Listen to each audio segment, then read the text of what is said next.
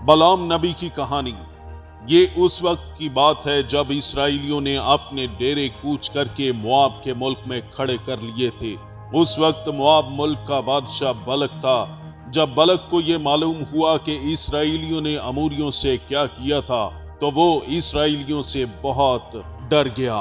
तब उसने हाकिमों से कहा कि अब इसराइलियों का कबीला हमारे चारों तरफ के सब लोगों को ऐसा खा जाएगा जिस तरह बैल खेत की हर घास को खा जाता है। तब बादशाह बलक ने अपने कुछ हाकिमों को बलाम को बुलाने के लिए भेजा, ताकि वो बलाम को इसलिए अपने पास बुलाए इसराइलियों पर लानत करे, क्योंकि बादशाह बलक ये जानता था कि बलाम जिसको बरकत देता है वो बाबरकत हो जाता है, और जिस पर लानत करता है वो मिटता जाता है। तब बादशाह के हुक्म के मुताबिक हाकिम बहुत से तहाइफ लेकर बलाम के पास पहुंचे और बादशाह बलक की सारी बातें बलाम को कह सुनाई। तब बलाम ने कहा कि आज रात यहीं रुको और मैं खुदावंद खुदा से इसके बारे में पूछूंगा, और जो बात खुदा मुझे फरमाएगा इसी के मुताबिक मैं तुमको जवाब दूंगा। तब बलक के हाकिम बलाम के पास ठहर गए। तब खुदा ने बलाम के पास आकर उससे पूछा, तेरे पास ये आदमी कौन है? बलाम ने खुदावंद से कहा कि बादशाह बलक ने इन्हें मेरे पास भेजा है और कहा है कि इसराइल मिस्र से निकल आया है, जिससे जमीन भर चुकी है, इसलिए आकर मेरे लिए इन पर लानत कर। मुमकिन है कि मैं इनसे लड़कर इनको यहां से बाहर निकाल सकूं। खुदावंद खुदा ने बलाम से फरमाया कि तू इनके साथ न जाना और इन लोगों पर लानत न कर, क्योंकि वो बरकत के हिस्सेदार हो चुके हैं। फिर जब सुबह हुई तब बलाम ने इन हाकिमों से कहा, तुम अपने मुल्क को चले जाओ, क्योंकि यहोवा खुदावंद मुझे तुम्हारे साथ जाने की इजाजत नहीं देता। तब वो हाकिम चले गए और बलक को जाकर बताया कि बलाम ने साथ आने से मना कर दिया है। इसके बाद बादशाह बलक ने फिर ज्यादा तादाद में हाकिमों को भेजा जो ज्यादा दानिशमंद थे। उन्होंने बलाम के पास आकर कहा कि बादशाह बलक कहता है कि मेरे पास आने से किसी वजह से मना ना कर, मैं यकीनन तेरी बड़ी इज्जत करूंगा और जो कुछ तू मुझसे कहेगा मैं वही करूंगा, इसलिए आ और इन लोगों पर मेरे लिए लानत कर। तो बलाम ने इन लोगों से कहा कि अगर बादशाह बलक मेरा घर सोने चांदी से भी भर दे तो भी मैं खुदा के हुक्म को तब्दील नहीं कर सकता कि इसको घटाकर या बढ़ाकर मानूं। इसलिए आज तुम यहाँ ही रुको ताकि मैं जान लूं कि यहोवा मुझसे और क्या कहता है। तब यहोवा ने रात को बलाम के पास आकर कहा, अगर ये लोग तुझको बुलाने आए हैं तो तू उठकर इनके साथ जा, लेकिन जो बात मैं तुझसे कहूं उसी के मुताबिक करना। तब सुबह होते ही बलाम अपनी गदी पर काठी बांधकर बलक के हाकिमों के साथ चल पड़ा। इसके जाने की वजह से खुदावंद खुदा का कहर भड़क उठा और यहोवा खुदा का फरिश्ता इसका रास्ता रोकने के लिए खड़ा हो गया। तब इस गदी को यहोवा का फरिश्ता हाथ में नंगी तलवार लिए हुए रास्ते में खड़ा हुआ दिखाई दिया। तब गदी रास्ते को छोड़कर खेत में चली गई। इस पर बलाम ने गदी को मारा ताकि वो रास्ते पर फिर आ जाए। तब फिर गदी को यहोवा का फरिश्ता दूसरी बार बाग के बारियों के बीच गली में दिखाई दिया, जिसके दोनों तरफ दीवार थी। तब गदी यहोवा के फरिश्ता को देखकर दीवार के साथ ऐसे लग गई कि बलाम का पांव दीवार के साथ दब गया। तब उसने गदी को फिर मारा।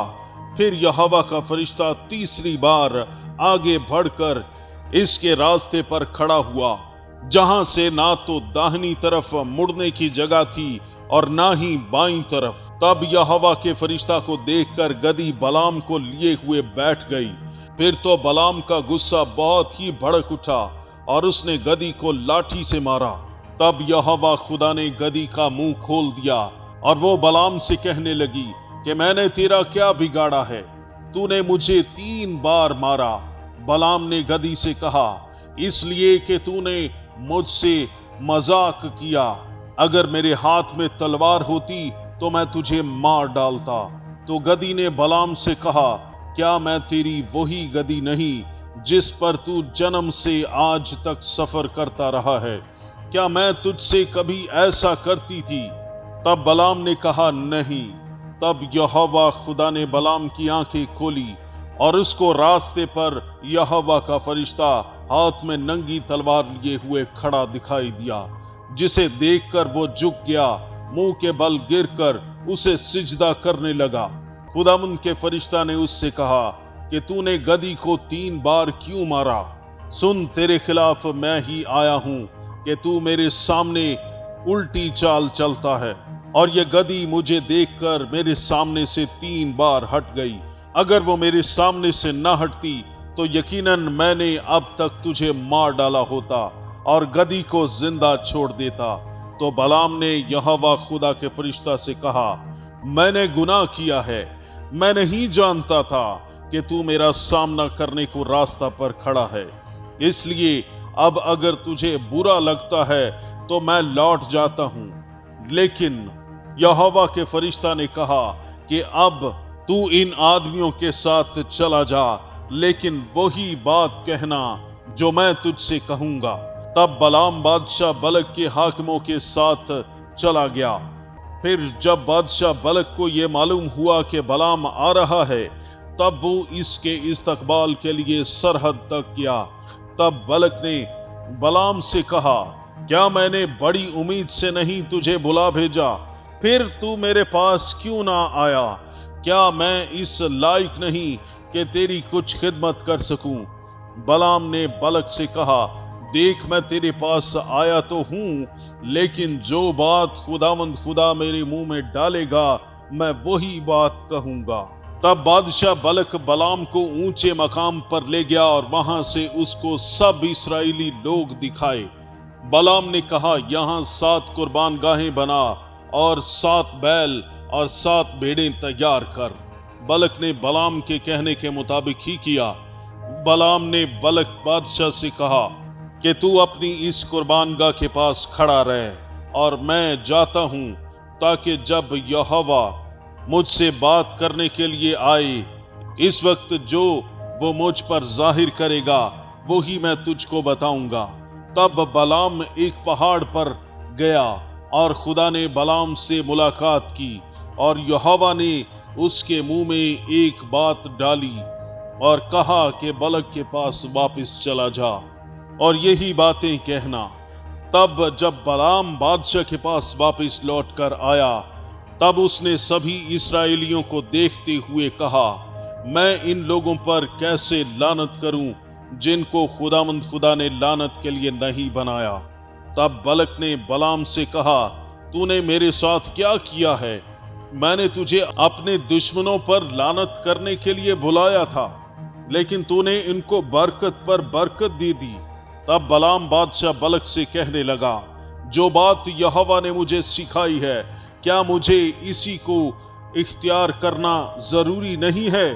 तब बादशाह बलक इसको एक दूसरी जगह पर ले गया ताकि वो यहाँ से सिर्फ बाहर वाले इस्राएलियों को देख सके। तब बादशाह बलक ने कहा कि यहाँ से इनके ऊपर मेरे लिए लानत कर।